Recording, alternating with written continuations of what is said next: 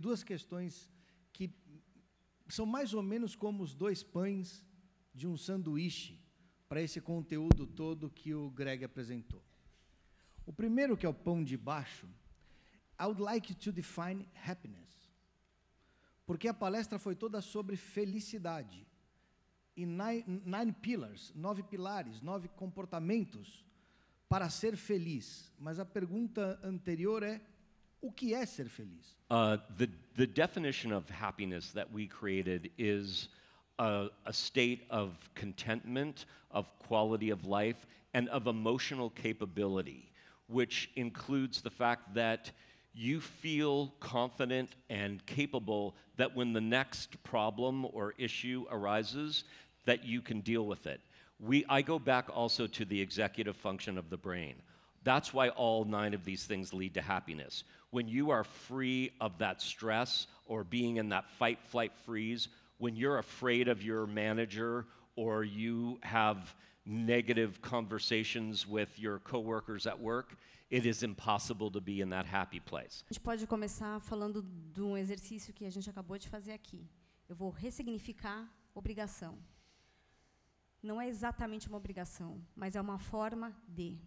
Quando você tem um time que acredita que está num lugar bacana para trabalhar, que enxerga nos seus gestores, nos seus colegas, pessoas com quem ele pode contar, que enxerga no ambiente de trabalho, um ambiente amistoso, que ele tenha orgulho de trabalhar, que ele queira contar para a família que está naquele local, que está crescendo, ele tem oportunidade de crescimento, que é algo que as gerações, principalmente as gerações mais novas, hoje elas valorizam crescimento profissional aliado à qualidade de vida. Se você consegue proporcionar isso no ambiente de trabalho, você consegue proporcionar felicidade. E você consegue ter um time engajado. E com um time engajado, o que nós na Teleperformance acreditamos é o sucesso só é possível através de pessoas engajadas. Eu vou acrescentar essa análise. A gente divulgou faz mais ou menos uns 20 dias com a Harvard Business Review e com uma empresa chamada ProPay, que é uma empresa especializada em gestão de pessoas, um estudo que a gente faz anualmente sobre as principais tendências na gestão de recursos humanos, conduzido pela Dawn Strategy, pela empresa que eu sou CEO.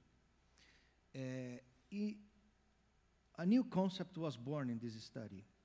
It's like ephemeral happiness, ou seja, felicidade efêmera.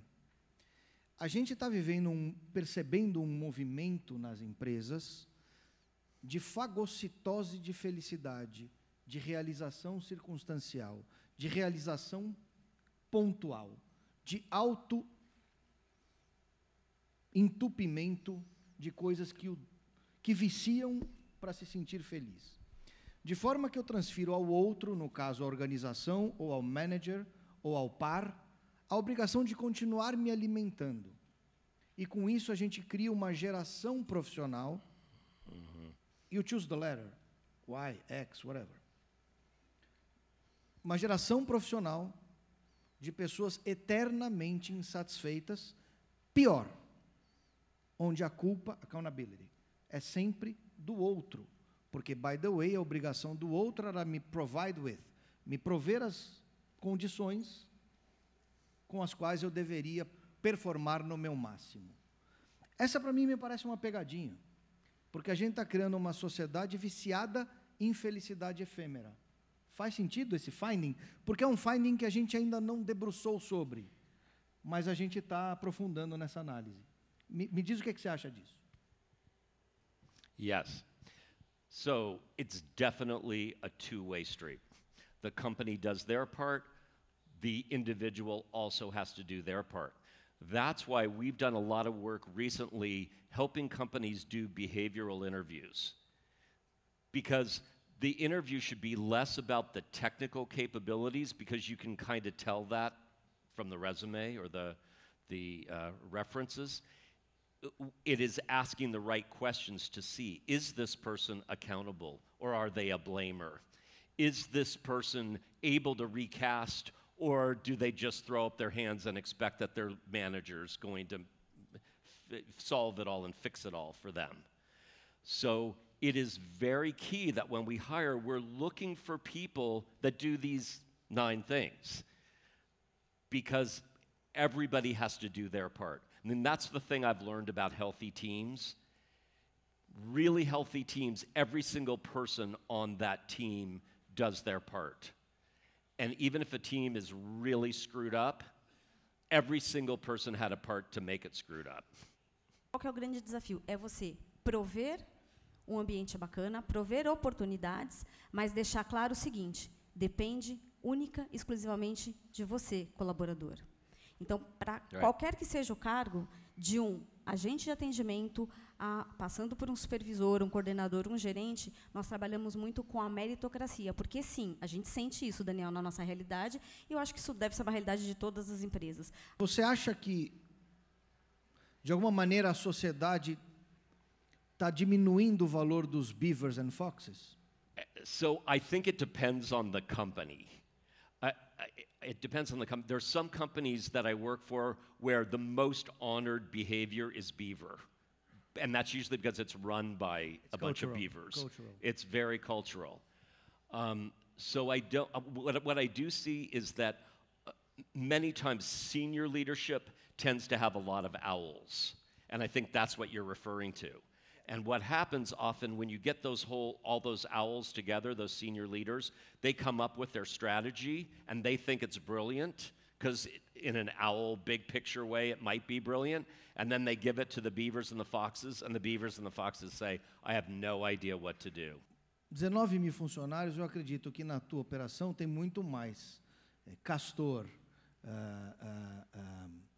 e raposa do que coruja e golfinho, né? Como é que você sistematiza e diferencia a gestão dessa não sei qual é o coletivo de castor. Eu vou usar manada, mas entre aspas, né? Você identificar quais são os seus grupos e como trabalhar com cada grupo. Sim, a grande maioria acaba sendo castor. E aí você tem que ter, em pontos estratégicos, em cargos estratégicos da empresa, e garantir, e é por isso que o papel do RH na contratação e no acompanhamento de todos os colaboradores é essencial. Você tem que garantir que você tenha distribuído pelos seus times, que você tenha, mesmo que a maioria seja castor, você tem que ter golfinho, você tem que ter raposa e você tem que ter coruja. Você tem que tentar fazer a mescla de todos os profissionais. Não é simples, né? Falando aqui parece muito fácil, não é algo fácil. Às vezes você tem muito de um e pouco do outro, então você tem muita ideia, muito planejamento e pouca execução. E sem execução você não tem resultado. Então você tem que ter a mescla do melhor dos mundos. E é por isso que você tem que ter um controle muito bacana de quais cabeças você colocou dentro dos times. Então, o que é um time operacional, o que é um time de planejamento, o que é um time de avaliação de resultados para medir se está funcionando e calibrar ao longo do processo. But the point is, beavers like A, to know that they're beavers, B, to feel like beavers, and C, to be seen like beavers. So I think that, first of all, hopefully I made this clear, there is no good or bad place to be. I see amazing beaver senior leaders, and I see very poor owl senior leaders, or good or bad. So we need everybody. But you are correct. Society classifies like that. In that I see in some organizations, people who are beavers can be seen as, well, you're just the ones that we have the good ideas, and then you're just the ones on the ground that do the work, and you know, you meet the deadlines and you do all of that stuff. Again, it's up to us, if we're leaders of the organization, to keep telling people that we need the diversity, to honor what the beavers are contributing, to honor what the dolphins are contributing, and the foxes. Because you're right, when you have a bunch of senior leaders that are owls, they think owl is the best. They just do, and it's not But true. not only them, the society does. In certain societies. Now in Germany, beavers are by far the most honored.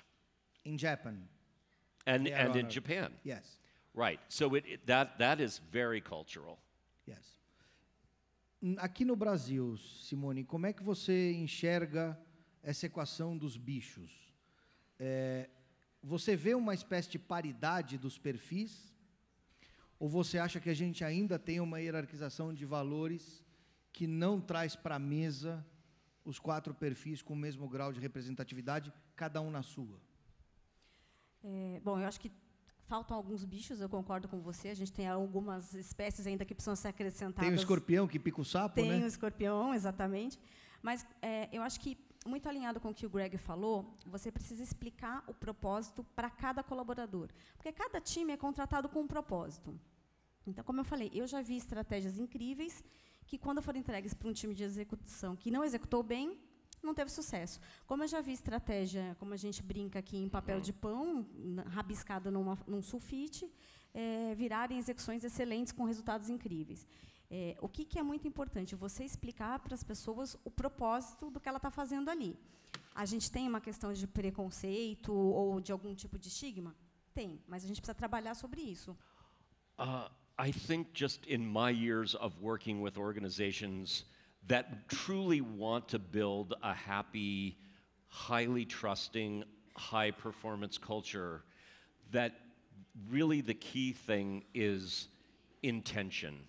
That the leaders are clearly stating why things are going on, and they're being honest about it, and that they're individualizing their approach.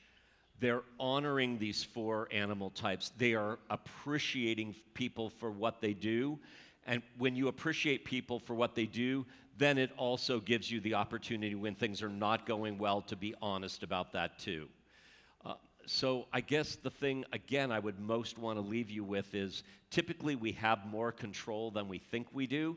Even if the broader organization is broken, we have control within our own team to do these things, to lead with intention, to tell the truth, to recast, to capitalize on our animal type, to open up options and appreciate each other. Eu acho que o Greg falou tudo, mas uma coisa que eu trabalho na Teleperformance há 11 anos. Então, há 11 anos, todos os dias, eu acordo e tento ressignificar os meus propósitos, né? Penso como é que eu vou fazer para ser uma boa executiva, cuidar de 19 mil pessoas e suas famílias, ser uma boa mãe, enfim. Todos os dias a gente busca fazer o melhor. Despertar isso nas pessoas é mais difícil do que despertar na gente mesmo. Então, a gente tem que trabalhar as pessoas, os diferentes, de forma diferente, reconhecer as capacidades e alinhar as expectativas e, principalmente, dar para as pessoas também a sua responsabilidade. Thank you. Thank you, everyone. Obrigada.